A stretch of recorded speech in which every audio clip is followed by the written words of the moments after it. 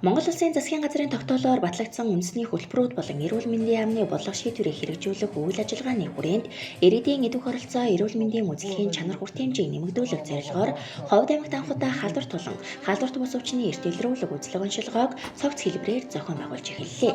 Энэ хүрээнд халдварт болон халдварт бус өвчнийг эрт илрүүлэх цогц үзлэг оншилгооны нээлтийн үйл ажиллагааг 11-р сарын 14-ний өдөр Манхан суманд зохион байгуулсан юм.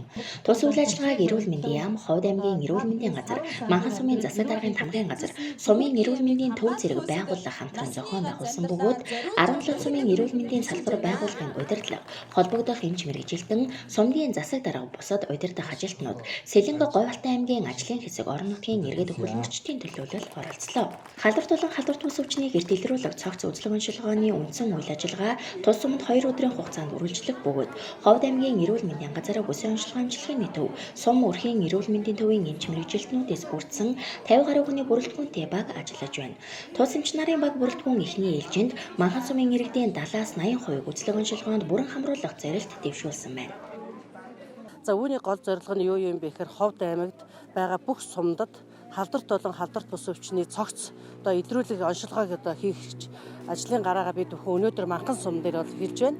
За энд эрүүл мэндийн анхан шатны тусламж үйлчилгээг газар дээр нь үйлчилгээс гадна бүсийн оншилгоо эмчилгээний төвийн нийтдээ өнөөдөр бид бүхэн 50 гаруй нарийн мэргэжлийн төрөлдсөн баг совилогч ирж газар дээр нь тусламж үйлчилгээ үзүүлэхийн зэрэгцээ. Одоо энд бол шүдний кабинет дээр 2 эмч ажиллаж байна.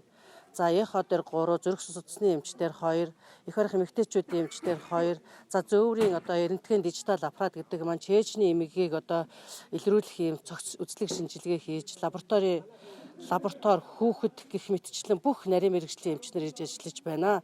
За энэ давуу тал нь юу юм бэ гэхлээр дэлхийн эрүүл мэндийн байгууллагын хэнийг ч орхигдуулахгүй байх зарчмаар бид бүхэн ард иргэдэд нарийн мэргэжлийн тусламж үйлчилгээг газар дээр нь очиж хүргэж үйлчилж байгаагаараа давуу талтай. Тэгэхээр энэ манай сумд энэ хийгдэж байгаа энэ халдварт өвчний цогц үйлчилгээ бол Лүнцэндээ бол маш атомд бол маш үр дүнг өгнө гэдэгт бол би найдаж байна. Тэгэхээр энд бол эхний 2 цагийн байдлаар ихэд 200 гаруй хүн хамрагч байна. Одоо цаашдаа бол үндсэндээ бид нэр бол нэг 70-80% хамруулах юм бодлого барьж ажилласан. Халдварт болон халдварт бус өвчнийг эрт илрүүлэх цогц үзлэг оншилгооны үйл ажиллагаа нь анхан шатны эмчийн үндэслэг, биеийн хэмжилт, гэр сувилгаа, эрүүл мэндийн сурт ажиллагаа, зөвлөгөө, мэдээлэл зэрэг хэд хэдэн чиглэлийн дагуу өрнөж, ЕХО, эрентгийн эмэгтэйчүүд, нүүдэлшүүдэд дотор мэдрэл, мэс засал зэрэг 10 гаруй төрлийн нарийн мэргэжлийн эмчийн үндэслэг оншилгоо хийж байгаагаараа онцлогтой. Энэ нь хөдөөгийн иргэдийн аймгийн төв нийслэл хотыг зорин эрүүл мэндийн байгууллагаар үйлчлүүлэх хөрөнгө санхүү цаг хугацаа хэмнэсэн үр дүнтэй ажил болж байна хэмээн иргэд талархаж байсан юм. За би одоо 13 төрлийн үзлэг онцлогоонд орлоо. Зүрх эрентгэй гэдэг эрентгэй зүрх нэвчлэг гэдэг янз бүрийн үзүүлж чаддгаа боломжгүй байсны бүгдийг өнөөдөр үзүүлж харуулж явлаа.